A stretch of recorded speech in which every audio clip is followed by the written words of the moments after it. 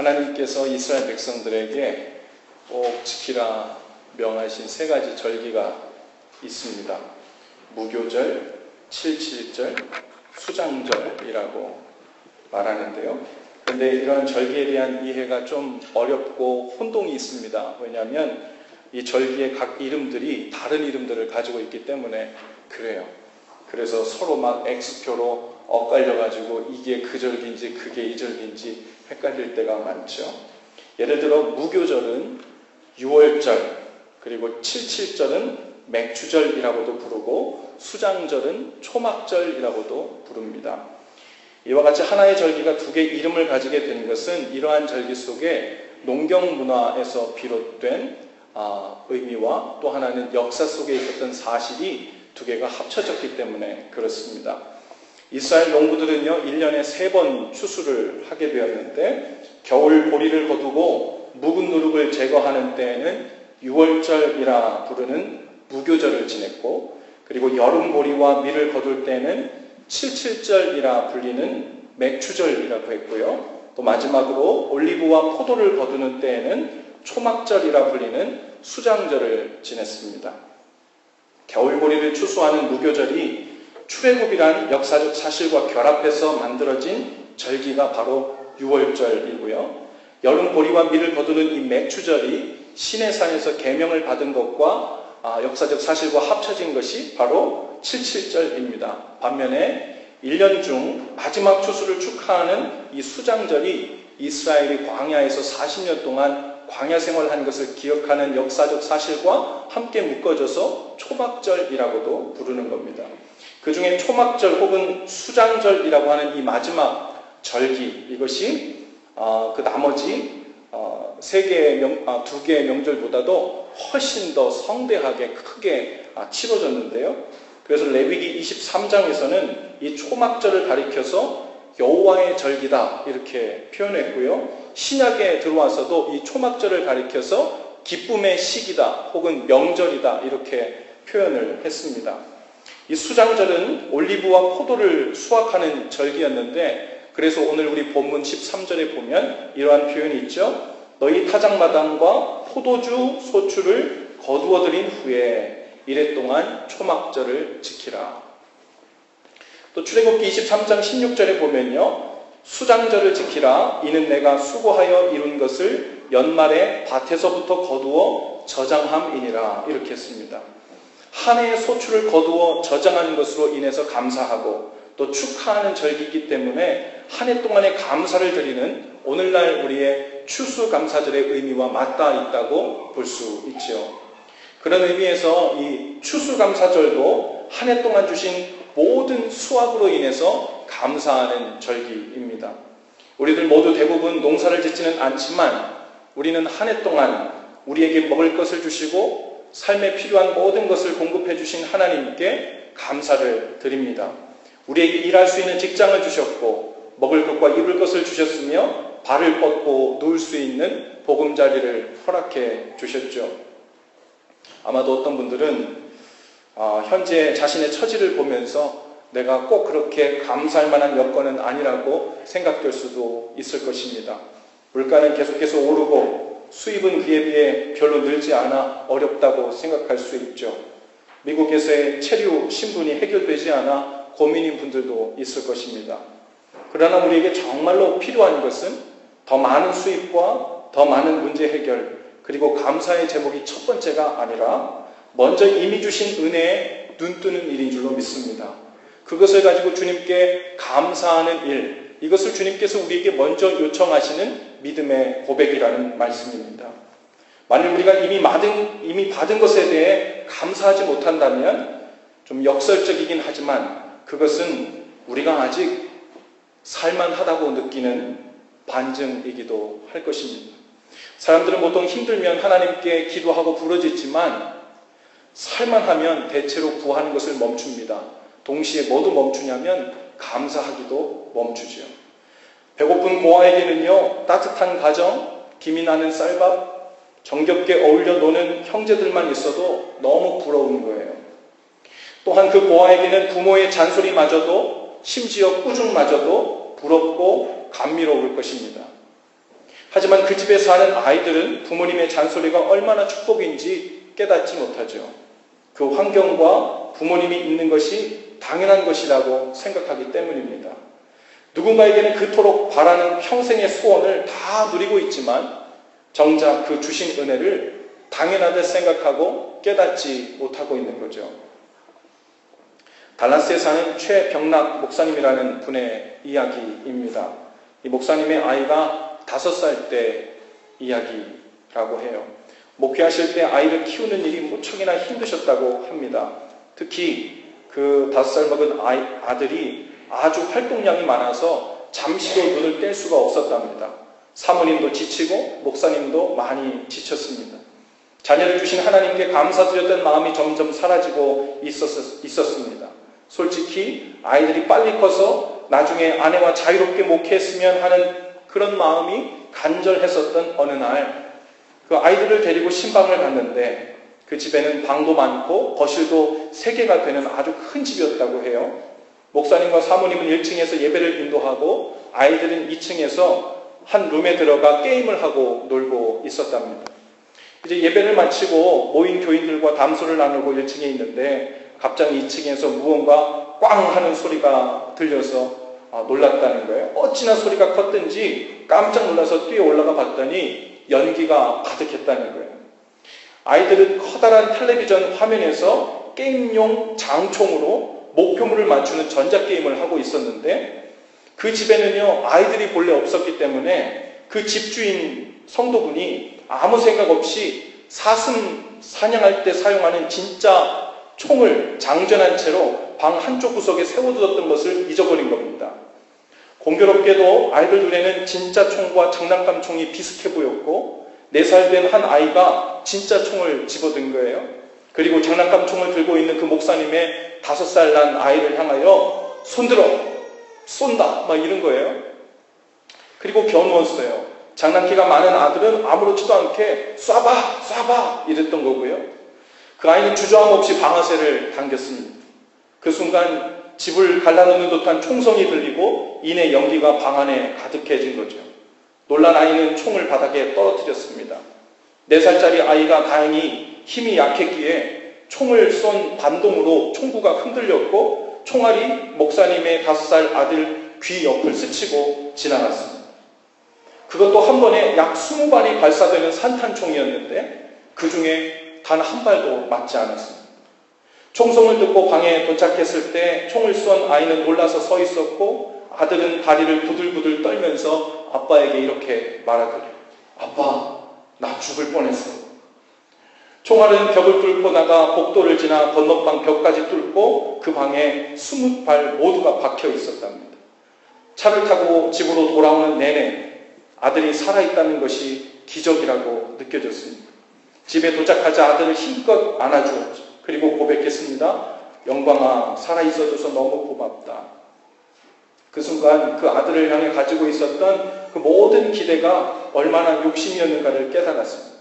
그냥 살아있는 것 자체가 감사인 것을. 그날 아내는 은행에 있는 전 재산을 찾아와서 감사원금 봉투에 넣고 이렇게 썼답니다. 하나님, 하연이와 영광이가 살아있는 것만으로 감사합니다. 그것으로 충분합니다. 오늘 예배를 시작하면서 추수감사절 유래에 관한 영상을 다 같이 보았습니다. 청교도들이 처음 추수한 것을 가지고 감사했을 때는 넉넉한 중에 감사한 것이 아니었죠.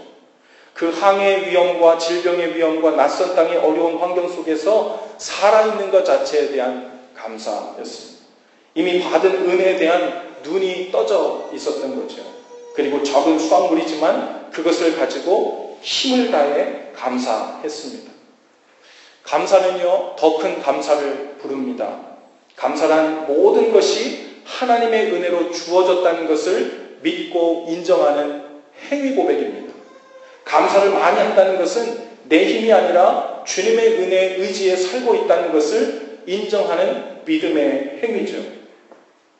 스펄전 목사님이 이 감사하는 삶에 대해서 이렇게 말한 적이 있어요. 감사는 하면 할수록 감사의 조건이 많아지고 더욱더 감사하게 됩니다. 감사는 감사를 부르고 불평은 불평을 부릅니다. 촛불을 보고 감사하면 전등불을 주시고, 전등불을 보고 감사하면 달빛을 주시고, 달빛을 보고 감사하면 햇빛을 주시고, 햇빛을 보고 감사하면 천국을 주십니다. 우리에게는 이미 주어진 하나님의 놀라운 은혜들, 감사의 제목들이 있죠. 주님께서 이 시간 저와 여러분의 눈을 열어서 그것들을 보게 하시기를 원합니다. 여러분의 삶을 한번 돌아보세요. 여러분의 가정을 한번 돌아보시기 바랍니다. 여러분의 학교와 직장을 보실 수 있기를 바랍니다. 여러분의 사랑스러운 자녀들을 한번 보세요. 우리에게 이미 주신 감사의 제목들이 얼마나 많은지 모릅니다. 두 번째로 이 추수감사절에 우리가 감사해야 할 또 하나의 것은 바로 광야 인생에 주신 초막의 은혜입니다. 초막절이라고 불리던 수장절에는요, 그저 과일과 곡식을 수확하는 것으로 그치지 않았죠. 그들은 곡식과 과일을 추수하고 저장한 후에 집을 떠납니다. 그리고 7일 동안 초막을 짓고 그곳에 기거했어요. 13절에 보면요, 너희는 이래 동안 초막절을 지킬 것이요 라고 말씀한 부분이 바로 그것입니다. 제가 지금 있는 이 집으로 이사하기 전에 한 1년 반 전에 살던 그 에반스톤하고 스코키 중간 지점에 보면 거기에 유대인들이 아주 많이 사는데요. 요때가 되면, 초막절이 되면요, 집 옆에 나무와 비닐하우스로 초막을 만듭니다. 그리고 지금까지도 7일 동안 집 안에서 자지 않고 그 집 옆에 익스텐드해서 만든 그 초막에서 온 가족이 지내는 것을 봤어요. 여러분, 하나님께서 이것을 명하신 이유는 그들이 40년간의 긴 광야 생활 동안 그들을 돌보신 하나님의 은혜를 기억하도록 하기 위함이었습니다. 또 지금도 여전히 하나님이 돌보시고 은혜로 살고 있음을 깨닫게 하기 위함이었죠. 이스라엘 백성이 애굽으로부터 해방되어 광야로 나왔을 때 그들에겐 기거할 곳이 없었습니다. 광야에는 많은 위험과 고난의 요소가 있었죠. 걱정이 아주 많았을 것입니다. 도대체 나무도 없는 광야에서 어떻게 뜨거운 태양빛을 피할 것이며, 또 밤에는 뼈를 파고드는 광야의 추위를 어떻게 피할 것인가, 메마른 광야에서 어떻게 물을 구할 것이며, 텅 빈 돌짝밭에서 무엇을 먹고 살 것인가, 깜깜했을 것입니다. 그래서 아마 얼마 못 가서 다 죽을지도 모른다는 공포감이 그들에게 엄습했을 것입니다. 그런데 놀랍게도 하나님은 그들을 안전하게 40년 동안 광야길을 가게 하셨어요. 만나와 메추라기를 보내주셨고, 바위에서 단물과 생수를 내주셨고, 구름기둥과 불기둥으로 더위와 추위를 피하게 해주셨습니다. 그 은혜가 없었다면 그들은 거기서 다 죽고 말았겠죠. 모세는 나중에 그 40년 동안 베푸신 하나님의 그 인도하심을 생각하면서 이렇게 신명기 8장 2절에서 고백합니다. 내 하나님 여호와께서 이 40년 동안에 내게 광야길을 걷게 하신 것을 기억하라. 이 40년 동안에 내 의복이 헤어지지 아니하였고 내 발이 부르트지 아니하였느니라. 여러분, 여기서 40이라는 숫자는요, 단순히 이스라엘 백성이 광야길을 헤맸던, 방황했던 40년의 기간만 이야기하는 것이 아니라 완전수이자 동시에 한 제너레이션, 한 인생을 뜻하기도 합니다. 즉 우리 각 사람의 한 인생을 의미하는 숫자죠. 우리도 광야같이 불안하고 두렵고 막막한 인생길을 조마조마해 하면서 살고 있습니다. 아직 40년 살지 않았어도 똑같이 한 인생은 다 한 세대고 한 인생이죠. 특별히 미국이라는 타국에 와 살면서 막막하고 불안하고 두려운 광야 같은 인생길을 지나왔습니다. 더더욱 우리가 예상치 못한 이 선거 결과를 볼 때 더더욱 우리 가운데 불안함이 엄습하지요. 지금 와 생각해 보니까 내가 열심히 공부하고 노력해서 어찌하다 보니 여기까지 온 것 같지만 실은 모두가 하나님의 철저한 인도하심이었고 은혜였음을 깨닫게 되는 겁니다. 우리는 광야 같은 인생길을 살았습니다. 위기도 많았고 위험도 많았고 이러다 정말 끝인가? 여기서 정말 죽는 건가? 이런 생각이 들 만큼 힘든 때도 보내고 고난도 있었을 것입니다. 하지만 이 광야 같은 삶을 사는 동안 하나님은 우리에게 먹을 것과 입을 것을 주셨고 직장도 주셨고 비즈니스도 이어가게 하셨고 우리의 가정이 위태위태할 때도 수도 없이 지켜주셨습니다. 죄에 빠져 영혼까지 다 잃어버릴 것 같던 절망의 때에도 하나님을 기억하고 돌아오게 하셨습니다. 돌아보니 어렵다 했지만 내가 먹고 싶은 것, 입고 싶은 것, 하고 싶은 것 다 하고 살았습니다. 하나님은 우리의 의복이 헤어지지 않도록 보호하셨고 발이 부르트지 않도록 우리의 삶을 인생의 광야를 걷는 동안 붙들어 주셨습니다.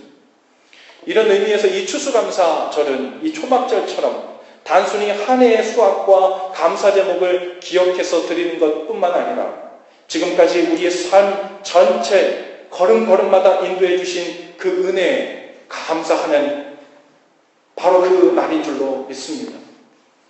저는 시골에서 자라서요, 어렸을 적에 추수감사 주일에 우리 시골교회의 분위기가 어땠는지 잘 기억합니다. 지금은 우리가 이렇게 세련되게 칠면조도 2마리 올려놓고 또 우리가 감사카드도 주님 앞에 봉헌하겠지만 그때에는 성도님들이요 직접 쌀가마니를 지고 제단에 오셨어요. 그리고 장식용으로 마트에서 과일을 사오는 것이 아니라 직접 농사지은 쌀이며 곡물, 과일을 바구니에 혹은 다라이에 괴짝제로 막 가져오기도 했어요. 그러고도 힘이 지나도록 감사헌금도 하셨습니다. 그때 저마다 헌금 봉투에 적힌 감사 제목과 기도 제목을 그때는 왜 그랬는지 몰라요. 목사님이 앞에다가 누가 얼마 하셨습니다. 무슨 기도 제목, 무슨 감사 제목을 하셨습니다 하고 막 읽어주셨거든요. 근데 저 어린 마음에 그 얘기를 들으면서 지금 생각하면 그 시골의 할머니, 할아버지들 농사지어서 그 수입도 얼마 되지 않는데 요즘 생각하면 아마 직장인은 한두 달치 월급에 해당하는 금액인 것 같아요. 그 시골 분들이 그 금액을 더 힘에 지나도록 드렸던 모습이 제게 기억이 납니다.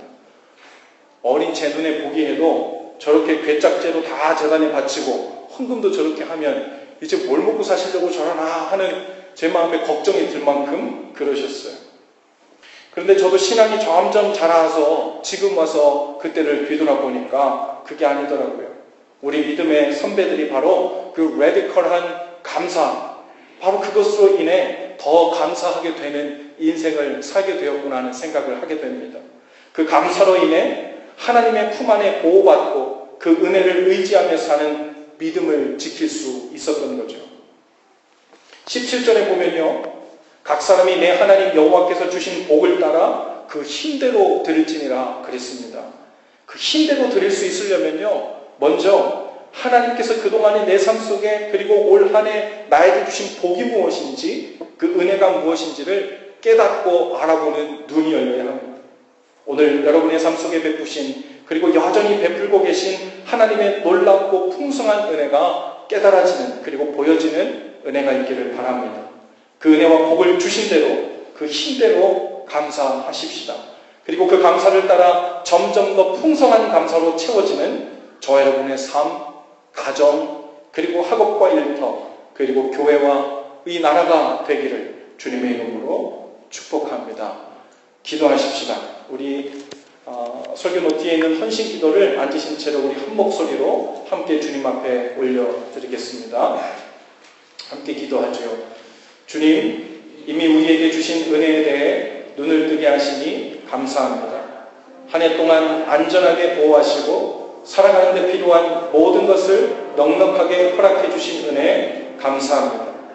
인생의 광야길에서 위기와 고난을 만날 때마다 우리를 건져주시고 선한 길로 인도해 주신 은혜 감사합니다. 이제 그 은혜를 깨닫는 눈을 더욱 활짝 열어주셔서 주님의 은혜 속에 머물러 감사로 반응하는 삶이 되게 하옵소서. 하나님께서 우리의 하늘 아버지이신 것이 가장 큰 감사 제목임을 고백합니다. 예수 그리스도의 이름으로 기도합니다. 아멘.